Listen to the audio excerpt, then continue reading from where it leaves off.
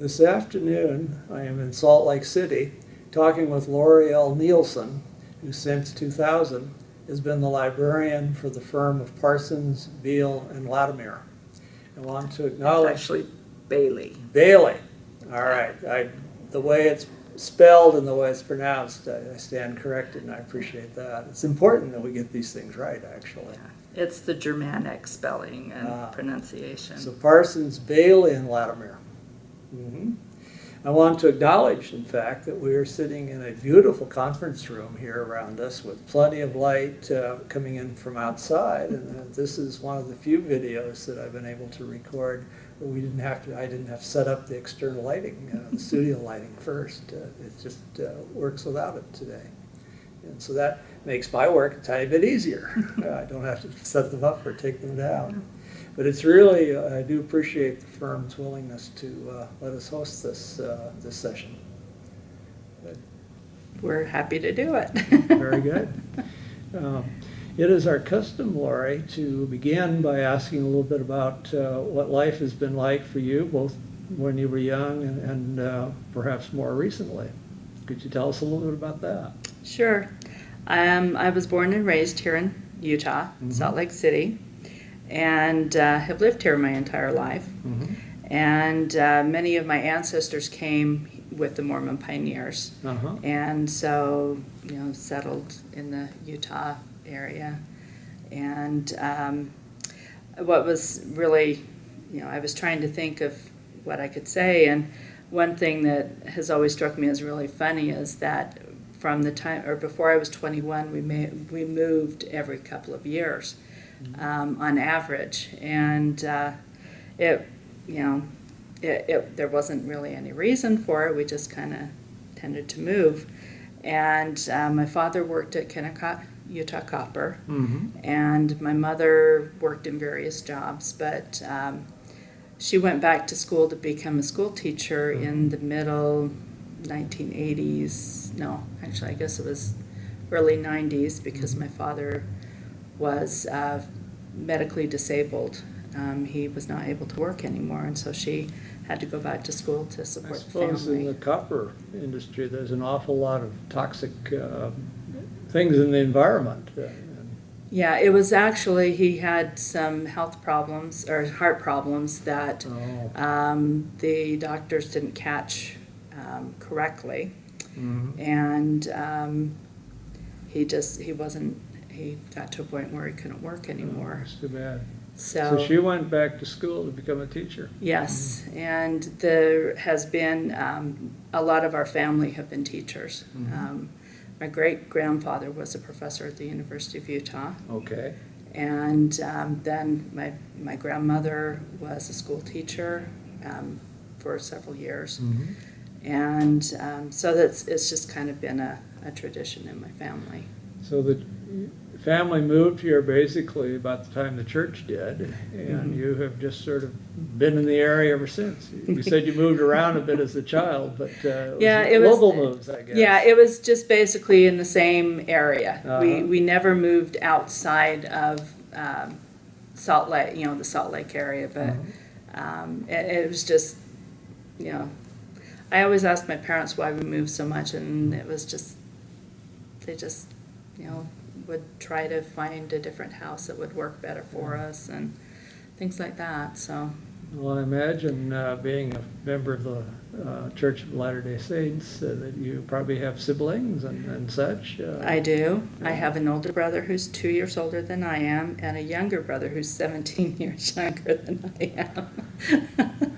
That must have been sort of interesting growing up.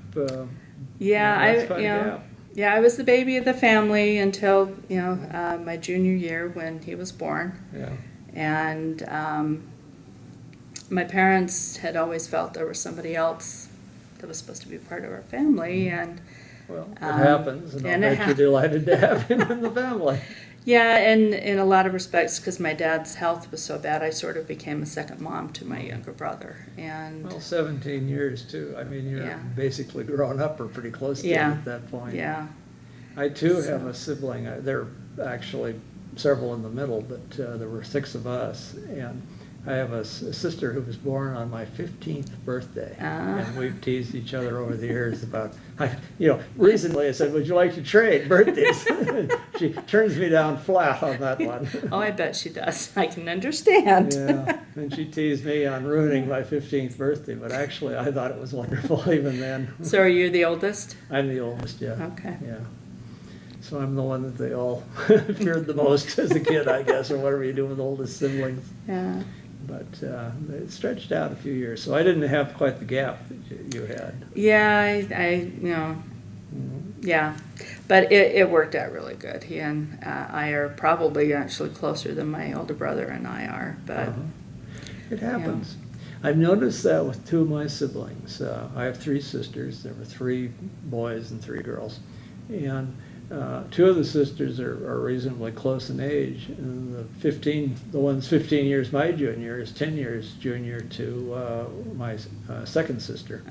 And yet today as adults they're very close, and their families are, and that's nice, and they've invited me back into their midst too, so I'm very appreciative, because I lived for 35 or so years elsewhere in my professional world, working where the jobs were, and to come back after that long and then sort of be taken back in has been nice. Family's important, and we're actually really close. I have my older brother's married and has 3 kids, and then he has 4 grandkids, and then my younger brother's married and they've got 3 kids and 1 on the way. And my mom and I babysit my one pair of great nieces quite often. Well, your role, of course, is like a grandparent in many ways. You get to spoil the child and then send them back to their parents to deal with. Exactly. That's what's nice. fun. Yeah. Well, you've mentioned family and other things. Do you have any other hobbies or passions or special interests that you would like to share? I love to do needlework, so I do quilting, knitting, crocheting, counted cross stitch. I also love to do crafting, scrapbooking. I love to read, of course, being a librarian. Allegedly, we all like books. Yeah, and I love to travel. And basically, one of the fun things I love to travel to is to go to quilt shops. There's various quilt shop hops that. Well, I know there's a quilt shop in downtown Olympia. I have never been in there, but I see it when I drive by on State Street. Yeah. They're just exploding all over the place. But I dragged my mom because my dad passed away about 16 years ago, and so I live with my mom. And she puts up with my passion for my quilting. And my late wife is a quilter, and she made a lot of quilts over the years. And we have a wall on one of the stairways. On one side are a lot of her quilts displayed of various sizes and types. And it's sort of a nice collage. Yeah, quilting is an absolutely beautiful art. It really is. Some of the quilts I've seen over the years are fantastic, and the amount of work that obviously has gone into them. Now, I don't know, maybe like my wife, she got machines to do a lot of the sewing, but some people actually do them all by hand. Yeah, they do, and it takes hours to do that. I'll imagine more than hours. Weeks and weeks. Yes, years sometimes. Yeah. Well, I noticed, if we can shift on to your professional life now, that you have a couple of degrees or so. Could you tell us about those and where you earned them? Sure thing. I earned my first college degree, a Bachelor of Arts in History, with a minor in Anthropology at the University of Utah in June of 1985. And then I attended Westminster College's Paralegal Studies program and earned the Legal Assistant Certificate in I forgot to put that down, 1980, I think it was 88. Or maybe it was 1990. I can't remember for sure. Well, as we get older in time, we can be revisionist in our thinking. Did you believe I was born in this century? Even my cats don't believe that. When But, our kids were young, I used to say, my wife and I, we were 21, and they didn't believe it until they got into their teens and figured it all yeah, I out. bet. And that we stayed 21 a long time, too. Yeah, I had a friend who was attending law school that, she was trying to get me to go to law school. Now, you were paralegal at that point. No, that was actually before I started the paralegal okay. program. Mhm. And, she said, you really should do this. And I'm like, I don't want to go to law school. And so then I found out about the paralegal program at Westminster Mhm. and applied for the program, was admitted, and did the classes. I loved learning about the law Mhm. and did that over a couple of years. And, I loved learning about the law, but I decided I really didn't want to work with attorneys as a paralegal. Mhm. I loved staying in the library and working at the Marriott Library at that time. And so after that, because I was a full-time staff person at the university at that time, and So the Marriott Library is at the University of Utah. that's the University of Utah. That's the general library. And you were a library assistant at those. Yes, days. yes. Yeah. And so I was bored and decided to go back to school and took classes to finish out my major in anthropology. And so I did finish that degree in 1992. Mhm. And then I didn't, take classes for a while. But I did finally go back and earn my Master's of Library Science in 1999. Mhm. I did the Emporia State program. They brought it, the distance ed program Mhm. for Salt Lake. And so I was in the first consortium group. Mhm. And so we were kind of the guinea pigs to see if it would work here in Salt Lake. Mhm. And so was able to earn my master's with I know that. for a while BYU, which is maybe an hour or less down the road from Mhm. here, they had a library school for a while, but then They they did. closed, and now I think it's back open, or some version of I information or something. don't think so. The Emporia program, I think, has opened up an Orem branch. Maybe of you were that. working on the degree while you were still at the Marriott Library? No, actually, by that time I was at the law library. Okay, so you had come to the other side of our profession. Yes. Some of our colleagues might refer to it in some ways like Darth Vader, the dark side, but I don't know. Yeah. It's been a good side for me. Mhm. So, can I ask what attracted you, other than you were maybe needed a change of pace and the library didn't provide it, but the one across campus did? How did you decide to become a law librarian? Well, it was kind of serendipity.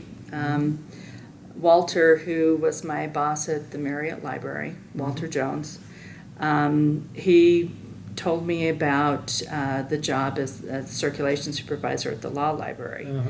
And he encouraged me to apply for it because basically I wasn't going to go anywhere, staying working there. Sure.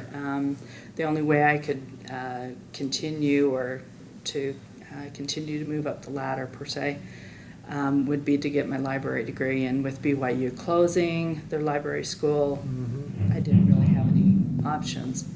So he said, they're opening, this position's opening up. Why don't you go ahead and apply for it? And so I did, and was hired in that. And so that's kind of how I sort of fell into it. Because I had the paralegal certification, so I had the legal knowledge. So you had some background yeah. about how the law was arranged and organized and some substance, in fact, Yes. probably as a paralegal. Yeah. And as part of my duties at the law library, I was also on the reference desk. Mm-hmm. And so I did reference about 20 hours a week, helping students and attorneys and paralegals and the public who would come in and need assistance, locating materials or answering questions to where we could. We couldn't give legal advice, but we could help them. Oh, I remember those roles. Yeah. It was instilled in us when I was in my new days as a student assistant, actually, at the law library near where I lived in Seattle. And that we had to be very careful. Because people would rely on what you said, take it as, the official word, and it might not be. Yeah. They made very sure that we told people, we cannot give legal advice. This is where you can go look to see what you can do. But if you need legal advice, you need to hire an attorney. Yeah.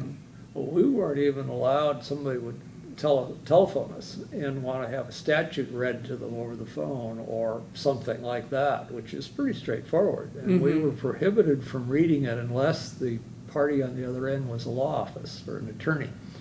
And the understanding there was that if we read it to an attorney, they're relying on how they got it. It's their problem if something is misread or misunderstood. But if you read it to a layperson and there's a mix-up, there could be potential problems for the university liability. Yeah, I'm not sure if we were.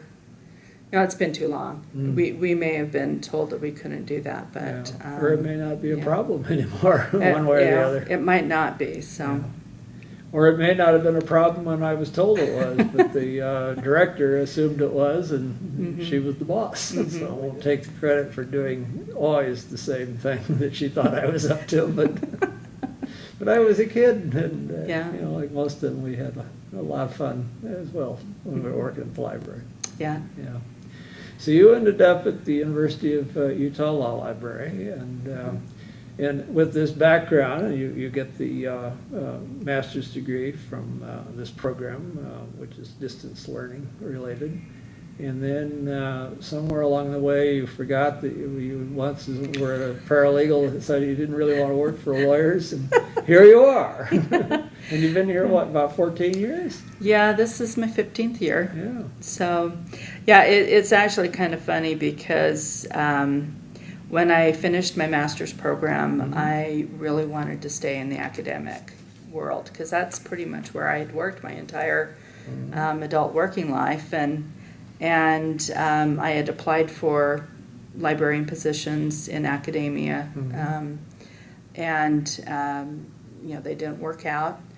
And my mom saw an ad in the paper one day for an ad or for this job, and it was right underneath a job ad for the librarian at the Blanding Center of the College of Eastern Utah.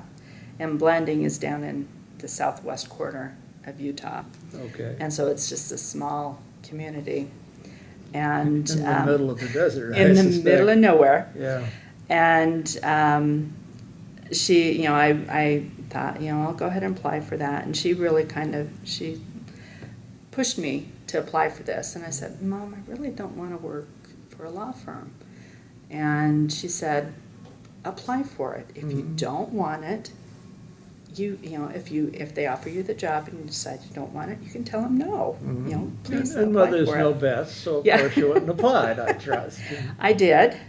I actually applied for both and interviewed for both, and it was really funny because as soon as we drove into Blanding, because I'd never been there, I just went, no. This is better than working for a lawyer, or worse than working for a lawyer, you decided. Yeah, I was like, I'd be driving home to Salt Lake every weekend because it would drive me nuts staying down there. That would have been a fairly lengthy drive.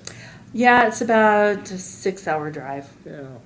I drove it, I left Las Vegas a couple of days ago to come up here to do some of these conversations. And, it was the GPS told me it was going to take like 6 hours and something, and I set the cruise control a tiny bit over the speed limit. Not a lot, because you can get stopped if you do. Yeah. And there was practically nobody on the road at that time. And the speed limits in this state are nice and high too, 80 miles an hour while that way. And so yeah, they just recently raised those. I sliced an hour and a half off that time.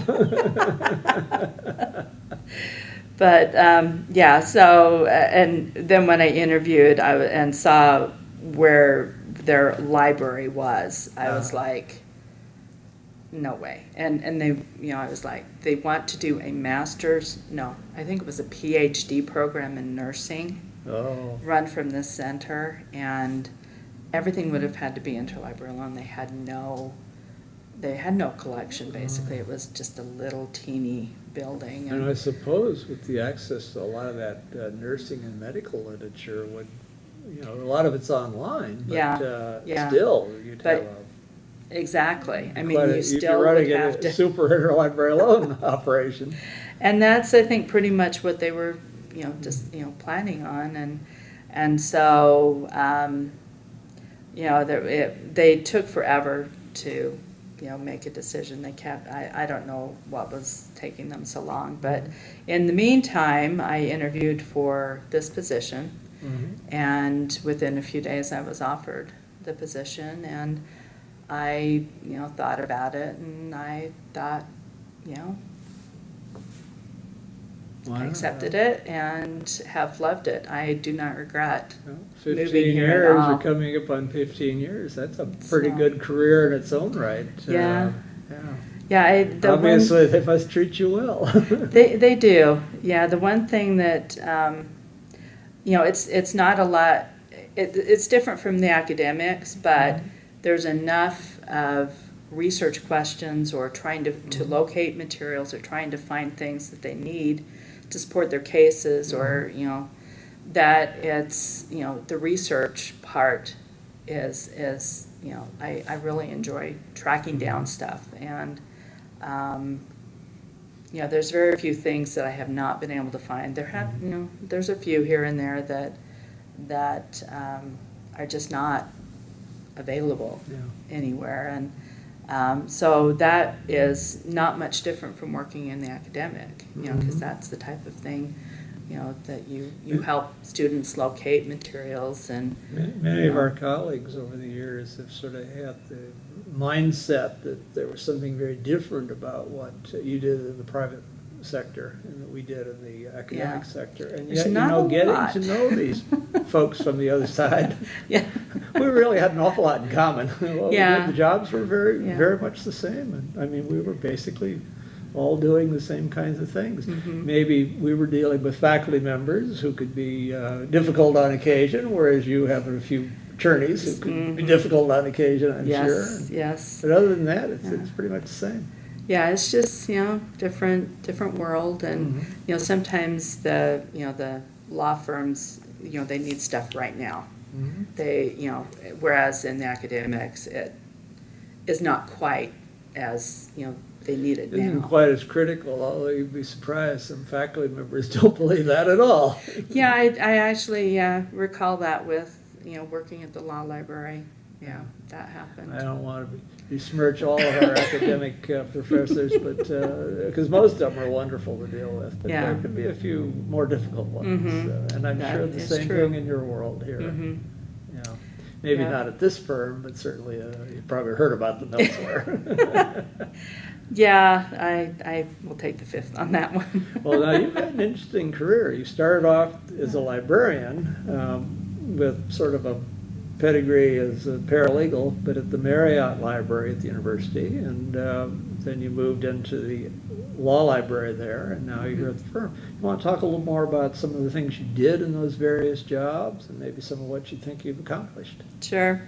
Actually, I started out as a student worker when I was up at the university. I was hired. I think all the best law librarians start that way. I did, so I'm prejudiced. So I was hired in the special collections department, and I just manned the reference desk and did other filing and shelving and the general student worker stuff. Sure. And I think that's pretty universal from one place to another. And I helped the Rare Books librarian, Ruth Yeaman, and did projects with her. And that must have been kind of interesting, some of the stuff you may have dealt with there. It was. It was. We had some very fascinating rare books up there. Mhm. And then from, when I graduated, I continued to work in special collections as sort of a part-time worker, but I kind of was full-time, but I wasn't hired as full-time for about a year. Mhm. And then I worked with the newspaper clipping files and what we call the vertical file. So it's like the ephemera, pamphlets, and brochures and things that weren't newspaper clippings on various topics dealing with Utah, the university, the West, the Mormon Church, Mhm. and that was my role. As I was assigned to do that, and I also continued to index the Daily Utah Chronicle, which was the student newspaper, Mhm. and then basically I did that for 13 years. Not a job hopper, huh? No, I tend to stay. And then with the clipping files, because they were so highly used, one of the projects that I developed was to photocopy on archival paper the clippings, because they were being destroyed because of being so used. Newsprint and heavy use, that would be a And- bad combination for yeah. longevity purposes. And we actually discovered that some students, because they were being used by the English classes Uh-huh. to write papers, and we discovered that there was some enterprising student who used various parts of some of the articles, various articles, to create his own article to Plagiarism support- expert, huh? to support his theory. And I imagine he And- wanted to get rid of the evidence. Is that my head of you a little bit? No, he actually, it got left in the files. Oh, and he left the evidence behind? He left the evidence behind, and Stupid so in two ways then. I talked to Walter and I said, I think we need to do something to preserve these because they're getting destroyed. And so we were able to implement photocopying the files, and we started with the ones that were most used first, and then we gradually progressed through the Probably had entire a collection. fairly extensive group to have to do. It was several hundred boxes, Wow. and then various numbers of files for each box. And after I left and went down to the law library, I think they continued doing that for a while. But once the electronic newspaper collections came online, they basically stopped doing that. So I think that they discontinued the clipping files several years That ago. may be a mistake, because who knows if those electronic databases are still available in Yeah. any format. I mean, there's a huge amount of stuff electronically, but unless there's a real market for it, who knows how much of it'll still be available Yeah, next year. and I think part of the reason that they stopped doing it is one of the people following me actually stopped doing what he was supposed to be doing, so he wasn't actually doing the newspaper So clippings he like was supposed to be doing this, and the bosses thought he was doing it, but he reality was a wasn't. little different. Yes. They must have So- developed enough of a backlog that they had to rethink the whole thing, maybe. Yeah, at least that's what I heard, because I still Well, talk hopefully with they them quite rethought often. his longevity in the place at the same time. No, I think he lost his job over doing that, but, I which think is sad. probably rightly so. Yeah. But, after doing that, and I moved down to the law library, and then there basically supervised the circulation desk, hiring, firing, student workers, and doing reference. I was also in charge of the reserve collection, both course reserve and general reserve. And basically just, while I was there, I was able to work on my master's and earn my master's. And then here, basically, I get the information that the attorneys need, be it case polls, be it articles, be it books, whatever. And one of the fun things was the first summer I was here, the entire firm was recarpeted. So fun things, huh? Oh, yeah, it was a blast. Uh-huh. We had to pack up the entire library, put the books in boxes, and originally the runners were putting the books in the conference rooms because, we have a large So they were library. gonna move the stacks out of the way while they recarpeted Yeah, they had under to. them? They had to Yeah. remove the 'Cause stacks. sometimes librarians don't do that. They just No. cut around and then recarpet what you can see. And then they No. reorganize things and suddenly you can see what you didn't recarpet. Yeah, they were completely removed, and the building engineers said, no, you can't stack the books, the boxes, because they were stacking them like 5 or 6 high in the conference rooms. There's And a fair amount of weight in those things. yeah, and the floor in the library is reinforced, but the floor in other parts of the building are And not. I recall, I got off the elevator on the 15th floor, so you do have a few things between you and the basement. Yes. And you do not want those books falling all that distance anyhow. Those folks below you would not like it either. No. So anyway, the books ended up being stacked on each of the floors, all the way around the building, inside, outside, stacked several high between the Probably office doors. where there was retaining walls or something close at hand or some yeah, I sort think- of an arrangement. I think they were only allowed to stack them three boxes high.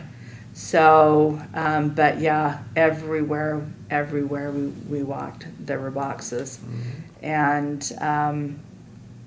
so because we had to, recarpet, I was able to reconfigure how the library book ranges were. When I started here, we had some on the south side that were facing this way, and the majority were going up and down this way. And so I said we need to go ahead and have them uniform all the way down. And Sounds like the librarian in you. yes, Who knows that people find it helpful to have some semblance of sequencing to the books. yeah. But we kind of, because of the weight of the materials and redoing the ranges, we ended up having to put in earthquake reinforcements a couple of years after that, because the weight of the materials from environmental impact statements and the books and things like that were causing the stacks to waver and bend. Maybe the whole building a little bit too. Again, we're on the 15th floor, thereabouts. Yeah, so we had to have those installed, and then we eventually installed them in all of the stacks because we didn't want to have issues, because the earthquake that will happen Now, I at some assume point. you have no compact shelves, or do you actually? Not up here, Uh-huh. and actually we don't have any in the building at all. Okay. I've suggested that to our, for the basement where we have our file room, Okay, and. because that does sort of double the floor load requirements. Yeah, no, we would not have been able to put Yeah. compact shelving up here, but we could have in the basement. But anyway, then that was one of the fun things, or one of the fun things I've had to deal with. Then a couple of years ago, we were on InMagic, which a library software, that really was not working for us anymore. And so I requested that we switch to a new system, and we went with Liberty from SoftLink. So that's another one of the fun things I've been, working with over the last few years. Well, it must keep the job fresh. It does. It does. It's I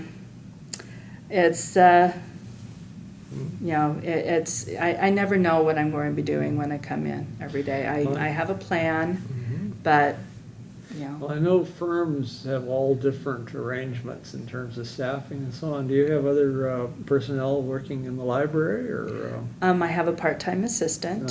Uh-huh. She works about 28 hours a week, Mhm. and she's the one who's in charge of doing the filing, and she checks in the mail and stuff like that. Oh.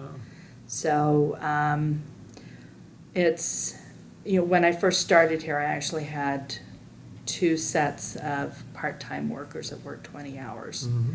And I had some morning people and some afternoon people, and they each kind of had their own duties. And over time, we melded that into one person. Mhm. And now, currently, I have one part-time person, and she's been a marvel. she's been so willing to learn, because she actually she came from our message center, our Mhm. phone center, Mhm. and she's older, and so she's had to learn some of the technology and stuff, but she's done very, very I well. imagine almost any job you have here in the firm, you have to know something about technology. Yes. Even the lawyers probably do their own searches. Some do, Yeah. some don't. In the But- old days when Lexus was first new and the stories were floating around about this, Mhm. they would have training sessions where attorneys would be invited to come to the center that Lexus had in their town Uh-huh. for training, because they had Uh-huh. all the technology and so on. And in those days, many of them would bring their legal secretaries, and the secretary would sit at the terminal, because the lawyer did not do that kind of work. Uh-huh. And the mindset has had to change, and maybe not totally change with everybody over the years, but for Yeah. a while they called it keyboarding, because Mhm. it was just like they called the first computers for secretaries used for document processing. They called them word processors, because Uh-huh. they thought the word computer would turn off the potential sales. Or Yeah. typing would turn off attorneys and others who did not do that kind of thing. Yeah, we have a couple of attorneys, some of the older attorneys who do not have computers. Uh-huh. Their secretary prints out their emails, and they write their responses, and then the secretary sends it for them and on their behalf. Worked and- when they were cubs in the field, and now that they're a little more senior, it still Yeah. works for them. Well, fine. Yeah. Yeah. And I mean, most of our research is done by our younger, our associates. Very few of the shareholders actually do the research these days, but there are a few who I still do. imagine that's not too terribly different for many years. It's been that way, even in the book era. Oh, yeah, yeah. The young guys did the library work, Yeah. shall we say.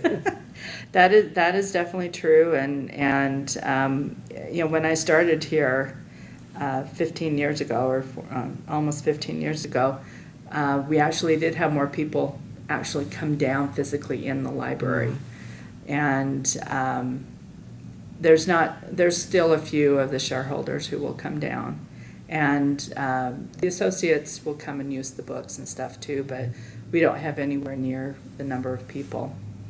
And so actually right now one of the things I'm dealing with currently is we're doing a budget cut. Mhm. And so I'm working on reducing our budget.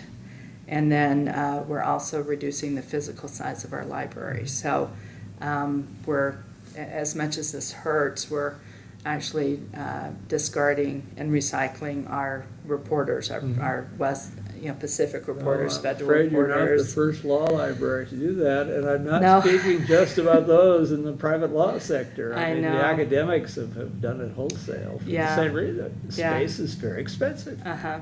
And I mean, what was really funny is one of our shareholders called me, and he asked me, are we one of the first ones to do this, or are we the last? And I told him, we're one of the last ones. Uh-huh. And And he that's was true. like, he was okay. He just kind of, he was wondering, and another one of the shareholders was like, well, why are we getting rid of them? I'm like,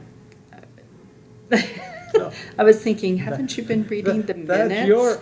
That's your salary level decides what we can afford to keep and what we can't. Mine doesn't. You should have told him. So anyway, and I explained to him what we were doing, and and he's like, oh, okay, Yeah. But yeah, it's been an interesting process. So. Well, I think you've already answered this question, but I'll ask it anyhow. I noticed when I was doing some background in advance of this conversation, so I'd sort of not make a complete damn fool of myself. I like to know a little something about the person with whom I'm speaking. That you have an interest in, you're a member of AELL's Legal History and Rare Books Special Interest Section, and I would expect to see you in the PLL and that sort of thing, but you have an interest in that even after all these years, I take Yeah. it, because you did that work for a while at the Marriott Library, way back. Yeah.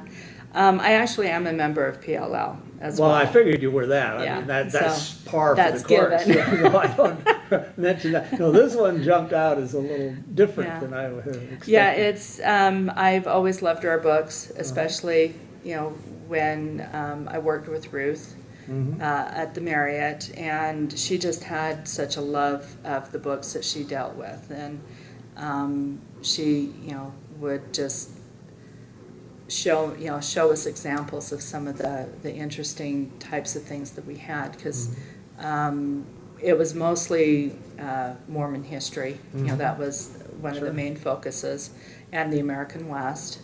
But there were also old books that had like the fan art, where the artwork is on the edge of the pages. On the edge. Yeah. She would love to show us examples of that when people would use the materials, because we would go and retrieve them and let people use them, and then when they were finished, we'd put them back.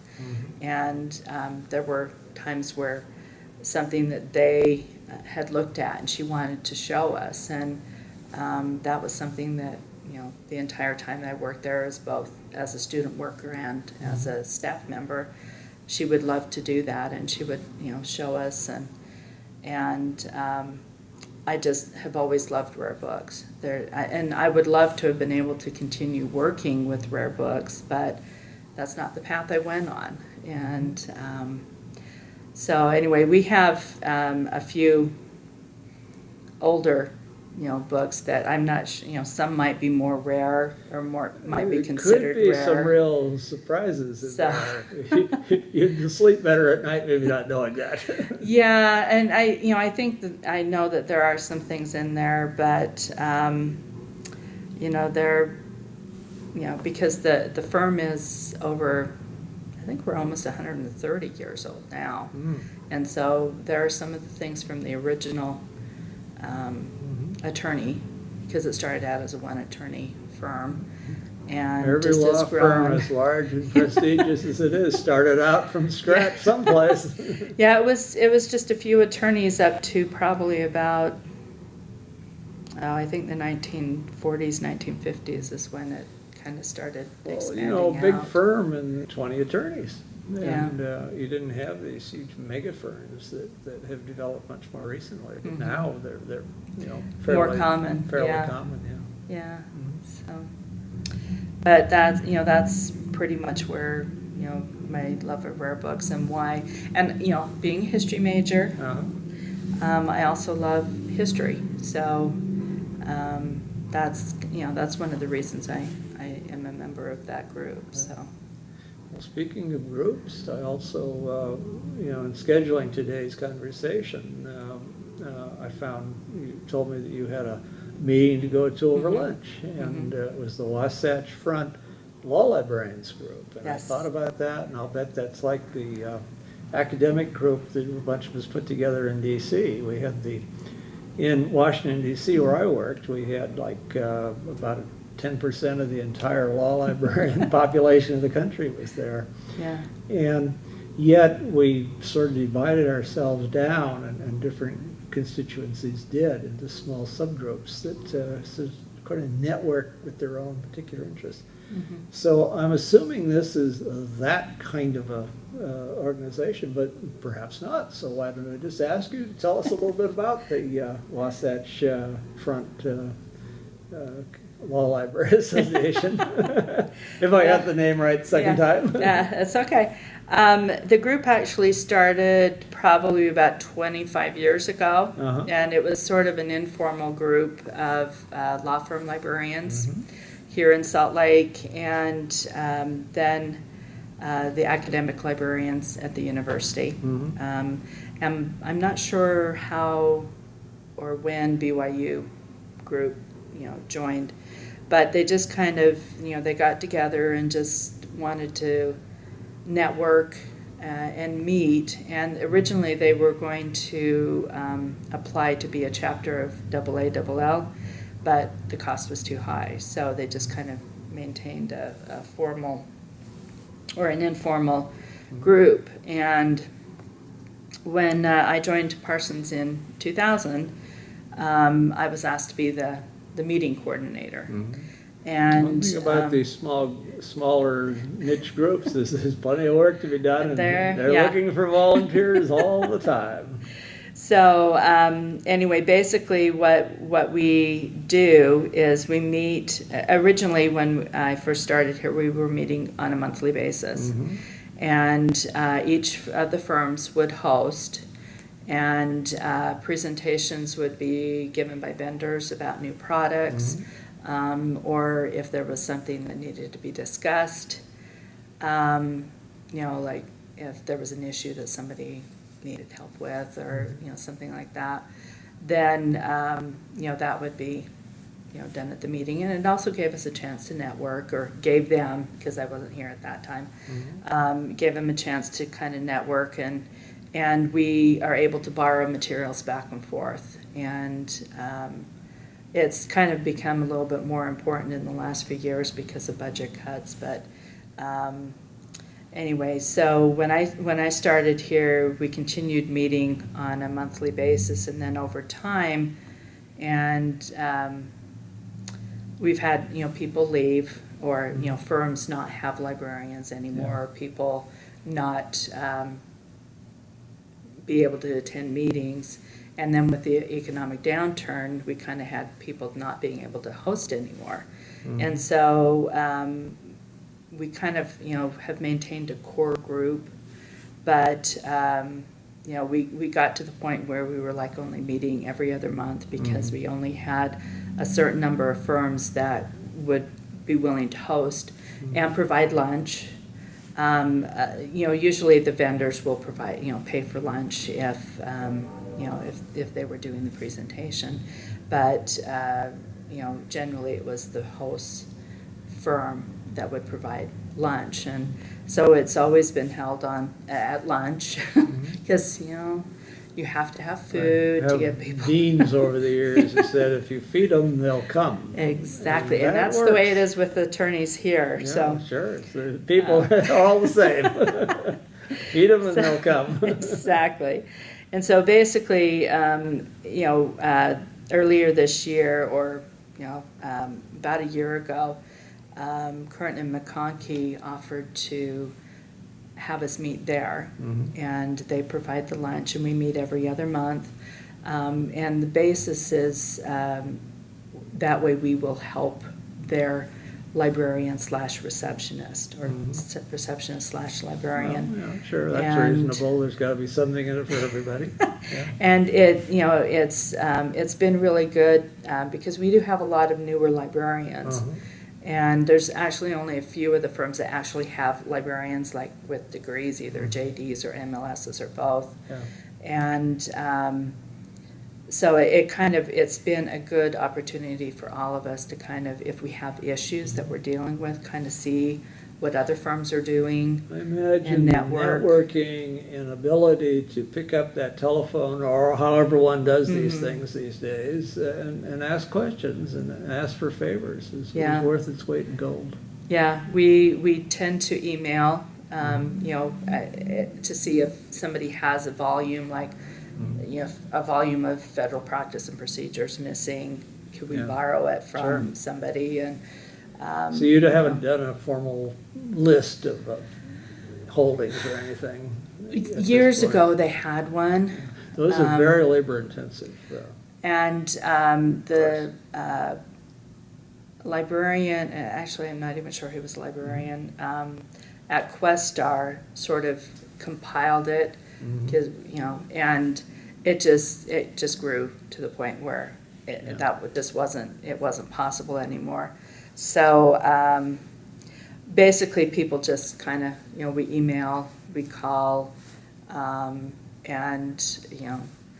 generally, I think most people nowadays call just the bigger firms like us and Ray Probably Quinney get a and- sense of who's more likely to have something. Yeah, Yeah. yeah. And so anyway, our meeting today was just to learn about the newer advances on the Utah State legislative history. Oh. And so Shelley Day from the Office of Legislative Research came down to show us the new updated version, which unfortunately she said is not yet released, but she was hoping it would be released. But showed us, the advances and the updates of what's currently available to do legislative history, because most of us in the bigger firms are asked to do that. And it's very helpful, and it was very, very useful information, so. That's good.